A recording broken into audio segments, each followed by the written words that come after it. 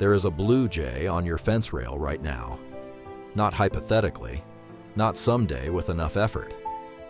Right now, this morning, one of the most striking birds in North America is perched on a flat, fixed surface at the edge of your yard, holding a peanut in its bill, shaking it once with a quick lateral motion to assess the weight inside the shell, and deciding it is worth the trip. In 30 seconds, it will tuck that peanut into the elastic pouch in its throat, scan the sky above the roofline one more time for hawks, and fly to wherever it caches its winter supply. It will be back in under 5 minutes, and it will repeat this process a dozen times before the morning is over. Your yard is on its daily map, and it will stay on that map as long as what it finds here keeps delivering what brought it in the first place. Now trace that outcome backward. How did your yard become the kind of place a blue jay builds into a daily routine? Not through luck, and not through a premium product. The answer runs backward through a short chain of decisions, each one simpler than the last, until you arrive at the single most consequential change you ever made to your backyard setup, the one that happened before the bird ever visited at all. Go back one step. The blue jay is on that fence rail because the fence rail is there, flat, wide, and completely fixed.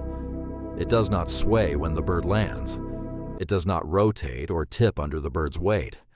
The surface holds still, and because it holds still, the bird can do what it needs to do: pick up a food item, assess it with deliberate physical attention, and make a decision about what to do with it, without any part of its nervous system being consumed by the unpredictability of the platform beneath it. This is not a minor ergonomic preference. It is a non-negotiable requirement, written into the bird's biology by millions of years of evolution, in environments where unstable surfaces meant one thing: something was wrong. Something was moving that should not be moving, and the correct response was immediate departure. Go back one more step. The fixed surface exists because at some point you made a specific decision about what kind of feeder to use, and that decision was to stop using the kind that hangs. This is the decision that matters most, the one that everything else depends on, and it is also the decision that runs directly counter to what the commercial birding industry has spent decades training backyard bird enthusiasts to make. Walk through any garden center, any big box hardware store, any online birding retailer, and the dominant product on every shelf and every page is the hanging tube feeder. Lightweight, colorful, easy to fill, easy to hang, designed for the convenience of the human who purchases it, with a row of small perches and narrow feeding ports sized for small songbirds.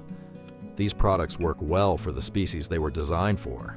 They work extremely poorly for blue jays, and not because of anything subtle, because they move. A tube feeder hanging from a hook sways in any breeze. It sways when a bird lands on it. It sways when another bird leaves. It sways simply because that is the physics of a suspended object in an outdoor environment. For a blue jay landing on this structure, the immediate sensory experience is a shifting, unpredictable surface that tilts under its weight in a way that cannot be controlled or anticipated. And what a shifting, unpredictable surface communicates to a corvid that has been hunted by Cooper's hawks its entire life is not an inconvenience. It is a threat signal. A surface that moves when you land on it is a surface you cannot trust to support a fast escape. Blue jays are not small birds that dart into cover at the first sign of trouble. They are medium to large birds with significant mass, and their primary defense against aerial predators is a powerful, directional launch from a stable base. Remove that stable base and you remove the bird's confidence in its own safety. And a blue jay that does not feel safe at a food source does not persist at that food source. It leaves, and it doesn't come back. What makes this behavioral response particularly important to understand is its durability. A blue jay does not give a location multiple chances after a series of negative experiences. Corvid cognition includes what researchers describe as episodic-like memory, the ability to associate specific locations with specific outcomes, and to update territorial assessments based on those associations with a precision that small songbirds simply do not exhibit. A blue jay that has landed on your swaying feeder 3 times and left frustrated 3 times has, By the third visit, already downgraded that location in its mental map of reliable resources. By the fifth or sixth visit with the same result, the assessment is functionally permanent. The bird does not keep checking back out of optimism. It redirects its foraging circuit to locations where the assessment was positive, and your yard becomes one of the invisible patches it flies over without stopping. That invisibility is not a mystery. It is a logged outcome in the bird's territorial memory, and reversing it requires not just removing the problem, but providing enough consistently positive experiences on the replacement setup to overwrite what was recorded before. Trace backward one more step. What would it have taken to keep the blue jay from leaving in the first place? Not a different seed, not a different feeder hung at a different height or in a different spot. The answer is the same fixed surface we started from, which means the mistake was not something that happened at the level of product selection within the hanging feeder category. It happened at the level of category choice itself. The moment you chose a hanging feeder as your primary or only feeding structure, you made your yard inaccessible to blue jays as a reliable feeding station, regardless of what you put in that feeder. Now look at what the alternative actually requires. A platform feeder, which is simply a wide, flat surface, mounted firmly to a post or attached securely to a fixed structure like a fence rail, a deck railing, or the top of a stump, does not require any specialized birding equipment.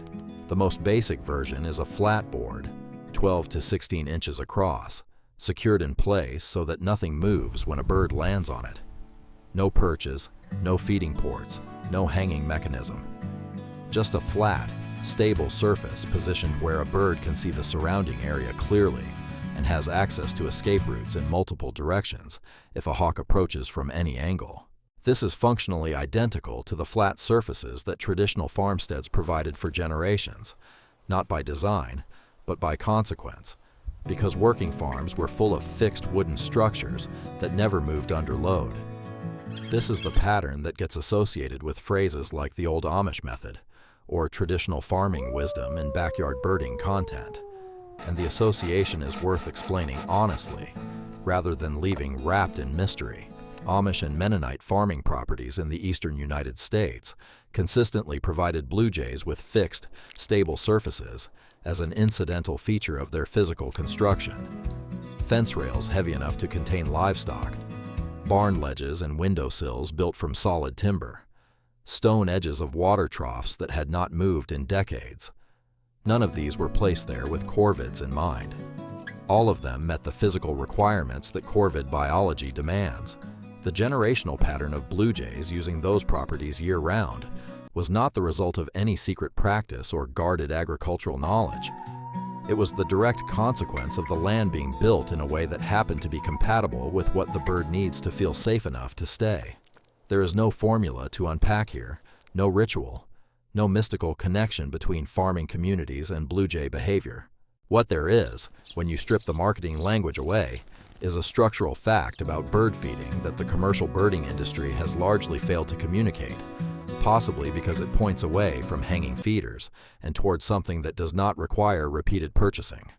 Platform feeders solve the problem. They are simple, inexpensive, or free to build, and durable in a way that plastic tube feeders are not.